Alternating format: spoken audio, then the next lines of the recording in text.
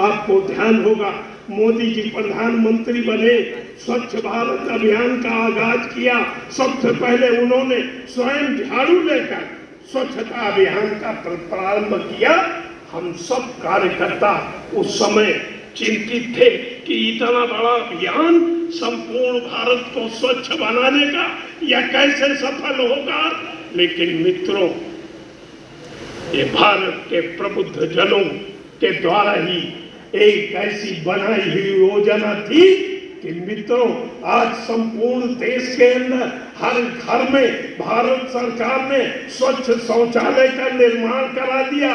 शहरों में चौराहे चौराहों पर स्वच्छ शौचालयों का निर्माण हो चुका है। स्वच्छ भारत अभियान के अंतर्गत नगर निगम, नगर पालिका, नगर पंचायत अपनी स्वच्छता अभियान में जुटी हुई है। आज स्वच्छता दिख रही है।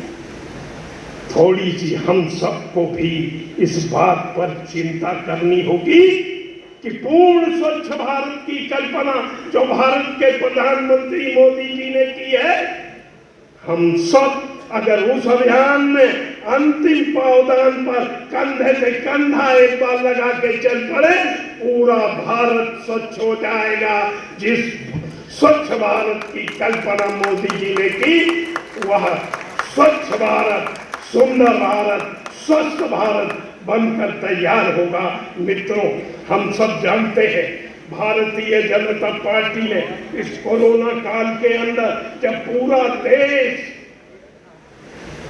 ठहर गया था, ट्रेनें, बसें, रेलगाड़ियां बंद हो गई थी, हजारों मजदूर बाहर से पैदल चले आ रहे थे, एक एक सेवा का संकल्प देने वाले भारत के प्रधानमंत्री और भारतीय जनता पार्टी के राष्ट्रीय अध्यक्ष, जिन्होंने बताया था सेवा ही हमारा संकल्प है, एक एक भारतीय जनता पार्टी के कार्यकर्ता ने राशन किट से लेकर के राशन किट पहुंचाना, भोजन पहुंचाना, दवा पहुंचाना, इन कार्यों को करके की सबसे बड़ी पार्टी बनकर तैयार है। और इस सब का श्रेय आप सब प्रबुद्ध भाई बहनों को जाता है।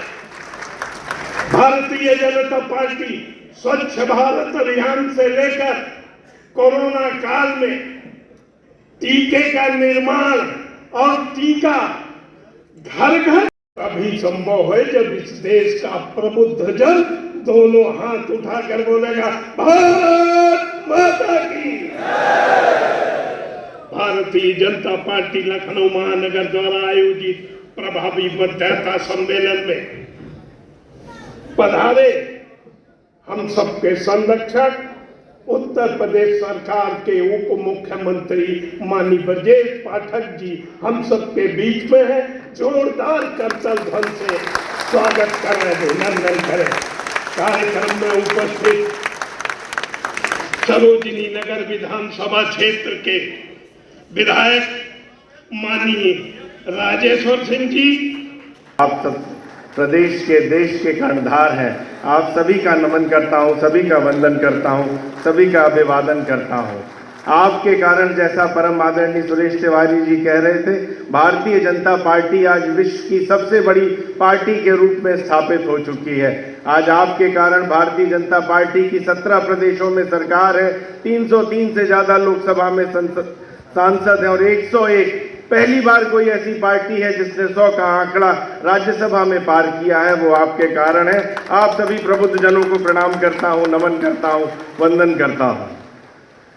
आज सभी प्रबुद्ध जन इकट्ठे हुए हैं, हम लोग चर्चा करने के लिए। प्रभावी हैं आप लोग, आपकी बातों को समाज सुनता है।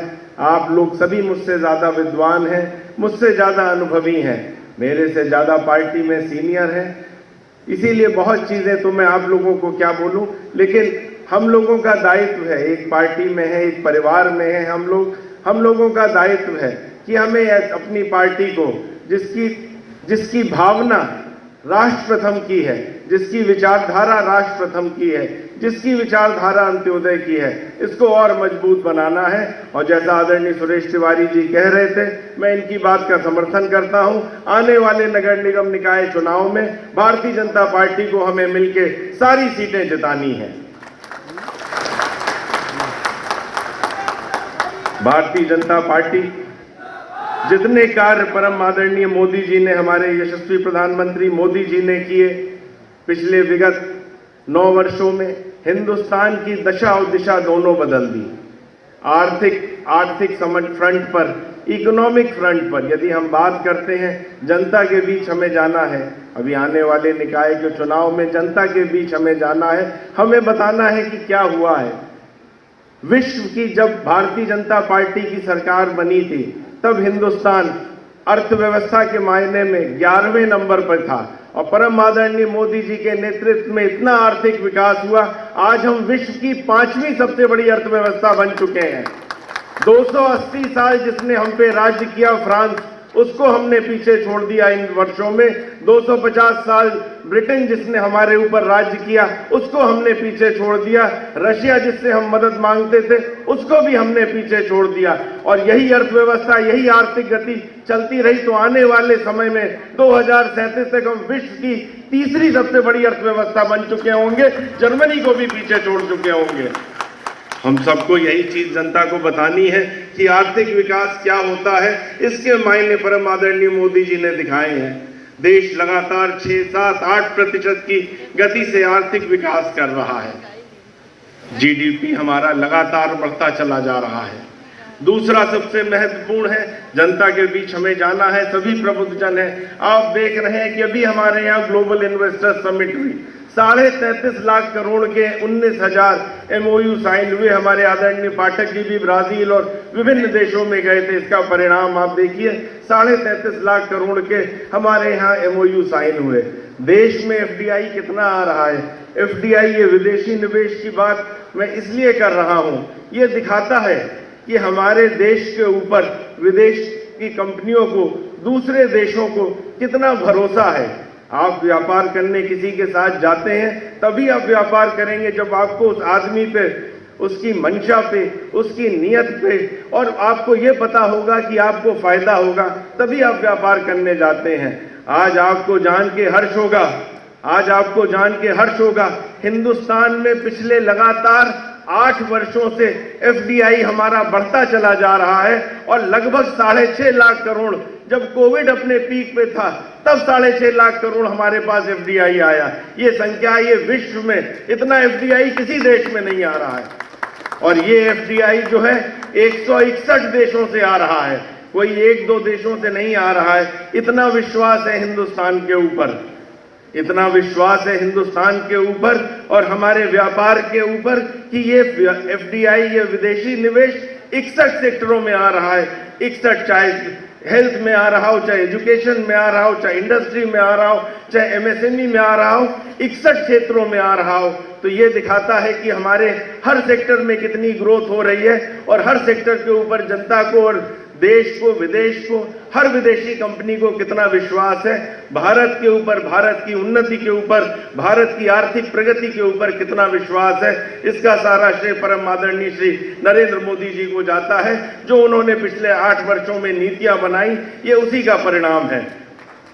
जब देश आजाद हुआ था तो आपको अंदाजा है हमारे पास फॉरेन एक्सचेंज का रिजर्व क्या था? 1947 में जब देश आजाद हुआ, जिसको सोने की चिड़िया कहा जाता था, और आज से अगर हम अंग्रेजों के राज से पहले लें तो हम 25% GDP रखते थे पूरे विश्व का। मात्र 1076 करोड़, मात्र 1076 करोड़ का हमारे पास फॉरेन एक्सचेंज FDI रिजर्व था। आज वो बढ़ के लगभग 45 लाख करोड़ हो चुका है। ये भारत के ऊपर विश्वास है, ये भारत के ऊपर विश्वास है पूरी दुनिया का। लगातार हम बढ़ते जा रहे हैं और अप्रत्याशित गति से बढ़ते जा रहे हैं। तीसरा बहुत महत्वपूर्ण चीज होती है युवा। हमारा हिंदुस्तान आज विश्व का सबसे ज्यादा आबादी वाला देश, 140 करोड़। हमारी यही ह्यूमन रिसोर्स पावर है, ये 140 करोड़ हमारी शक्ति है। विश्व में सबसे शक्तिशाली हैं हम, और इस 140 करोड़ में 100 करोड़ जो है 35 वर्ष से नीचे हैं। हमारा देश विश्व का सबसे युवा देश है। हमारे देश की मीडियन आयु 29 वर्ष है, और 2070 तक ये एडवांटेज हमारे पास रहेगा। हम विश्व के यंगेस्ट कंट्री रहेंगे 2070 तक। हमारे पास हमारे युवा बैठे हैं यहाँ पे, आपके पास ऊर्जा है, आपके पास नए विचार हैं, आपके पास आइडियाज हैं, आपके पास क्षमता है 18 घंटे 20 घंटे काम करने की। आप ही देश का भविष्य है, आप देश को आगे लेके जाएंगे, और यही कारण है कि हिंदुस्तान लगातार प्रगति कर रहा है। युवाओं का क्या जोश है, इसको भी हमें जानना चाहिए, देखना चाहिए कैसे हमारा युवा देश को आगे ले जा रहा है। जब परम आदरणीय मोदी जी ने 2016 में एक स्टार्टअप इंडिया करके प्रोग्राम शुरू किया, नए युवाओं को लोन देके उनके आइडियाज को, हर युवा के पास सपना होता है, विचार होते हैं, आइडिया होते हैं कि मुझे आगे बढ़ना है, अपने परिवार को आगे बढ़ाना है, प्रदेश को आगे बढ़ाना है, देश को आगे बढ़ाना है। जब स्टार्टअप इंडिया प्रोग्राम शुरू हुआ 2016 में, परम आदरणीय मोदी जी ने शुरू किया, तब हिंदुस्तान में मात्र 450 लगभग 500 स्टार्टअप थे, और आज 80 महीने से लगभग 90 महीने हो गए हैं, आज 93,000 स्टार्टअप हैं। विश्व में हम दूसरे स्थान पर आ चुके हैं। इस गति से नई कंपनियां आ रही हैं हमारे यहाँ, जो युवा हमारे बना के निर्माण कर रहे हैं। और इसमें सबसे महत्वपूर्ण बात, खाली कंपनी बना लेना एक चीज है, एक इसी में कंसेप्ट दिया था प्रधानमंत्री जी ने, यूनिकॉर्न वो कंपनी होती है जिसका टर्नओवर $1 बिलियन लगभग 8,000 करोड़ होता है। 8,000 करोड़। आज हिंदुस्तान में स्टार्टअप में विश्व में सबसे ज्यादा यूनिकॉर्न बन चुके हैं पिछले 9 वर्षों में। ये हमारे युवाओं की क्षमता है। पहले हम हर 29 दिन में एक यूनिकॉर्न बना रहे थे, अब पिछले वर्ष हम हर 9वें दिन एक 8,000 करोड़ की कंपनी खड़ी कर दे रहे हैं। ये हमारे युवाओं की क्षमता है।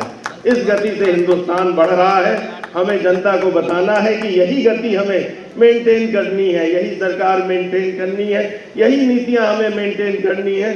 तभी हमारा देश, जो मैंने कहा कि आने वाले समय में 2037 तक विश्व में तीसरी सबसे बड़ी अर्थव्यवस्था हो चुका होगा। प्रति व्यक्ति आय जब 2014 में सरकार बनी थी मात्र 82,000 रुपए थी, जो आज बढ़ के 1,80,000 रुपए हो चुकी है। लगातार देश बढ़ रहा है। देश के अंदर कितना जनता का विश्वास है। सेंसेक्स जब मोदी जी ने शपथ ली थी तब पहली बार 25,000 का आंकड़ा मई 2014 में छुआ था। आज हमारा सेंसेक्स आज की डेट में मैं देख रहा था 59,284, मतलब 60,000 पहुंच चुका है, और 10 करोड़ निवेशक हैं। पिछले 90 दिन में 1 करोड़ निवेशक जुड़े हैं। आप देखिए हर व्यक्ति को कितना विश्वास है सरकार की नीतियों पे, सरकार की कंपनियों पे, मल्टीनेशनल पे, इंडिया की कंपनियों में। जानता है कि पैसा हम निवेश करेंगे तो हमारे को फायदा होगा, क्योंकि देश बढ़ रहा है। विश्व की कंपनियां आके हमारे स्टॉक एक्सचेंज पे निवेश कर रही हैं, उन्हें मालूम है हिंदुस्तान बढ़ रहा है और लगातार आगे बढ़ रहा है। ये जो 7% का इकोनॉमिक ग्रोथ रेट है, ये विश्व में किसी देश का नहीं है। आज हम विश्व की फास्टेस्ट ग्रोइंग इकोनॉमी बन चुके हैं। ये हमको अपने आप लोगों के माध्यम से हमें पूरी जनता को बताना है। आप लोग स्वयं इतने जागरूक हैं, आप लोग स्वयं जानते हैं ये कितनी महत्वपूर्ण चीज है। देश चाहे जीडीपी हो, चाहे एफडीआई हो, चाहे स्टार्टअप हो, चाहे सेंसेक्स हो, अर्थशास्त्रिक मामले में, आर्थिक मामले में आज विश्व की एक महाशक्ति के रूप में हिंदुस्तान स्थापित हो चुका है। और हमारा उत्तर प्रदेश 6,90,000 करोड़ का बजट देके हिंदुस्तान में सबसे बड़ा राज्य बन चुका है, दूसरे नंबर का। ये है हमारा उत्तर प्रदेश। लगातार आप देख रहे हैं कानून व्यवस्था के मामले में हिंदुस्तान में नंबर 1 है। लगातार यहाँ का विकास हो रहा है। आज ही मैं अखबार पढ़ रहा था, आज और कल 2 दिन के अखबार का मैं बता रहा हूँ कि उत्तर प्रदेश में विकास क्या है।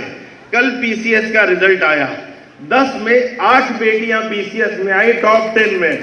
दिखाता है कि कितने फेयर एग्जाम हो रहे हैं, दिखाता है बेटियां कहाँ जा रही हैं, कितना पढ़ रही हैं, कितना मन लगा के पढ़ रही हैं और कितना निडर होके पढ़ रही हैं। पहले युवा हमारा डिग्री लेके घूमा करता था उत्तर प्रदेश का, लोग बाहर उसको शक की नजर से देखते थे। कि ये क्या डिग्री है, क्या ये नकल करके पास हुआ होगा। सपा सरकार हो चाहे बसपा सरकार हो, एक ही जात के एक ही गांव के 54 में 52 एसडीएम भर्ती हो जाते थे। आज देखिए आप 10 में 8 बेटियां आ रही हैं, हम लोग का सीना चौड़ा हो जाता है बेटियों का ये परफॉर्मेंस देख के।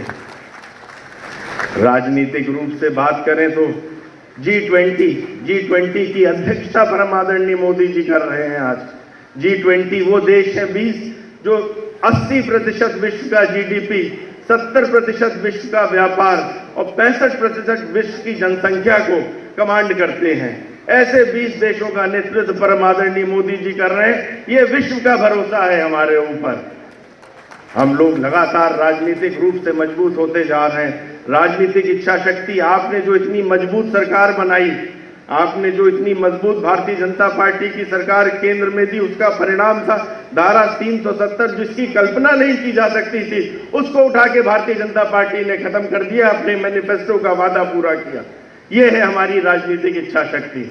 जो बात मैनिफेस्टो में कहते हैं, चाहे राम मंदिर, भव्य राम मंदिर का निर्माण हो, आज भव्य राम मंदिर का निर्माण हो रहा है। पहले कहते थे मंदिर का कब बनाएंगे नहीं बताएंगे, अब तारीख भी पता है और सामने राम मंदिर बन भी रहा है। ये हमारी सरकार है और ये आपके कारण है, ये आप लोगों के कारण है। जनता को हमें यही फिर से याद दिलाना है कि जो भारतीय जनता पार्टी कहती है, जो हमारे कार्यकर्ता, जो हमारे प्रबुद्ध लोग, जो हमारे प्रभावी लोग जो कहते हैं वही करते हैं। हमारी कथनी और करनी में कोई फर्क नहीं है।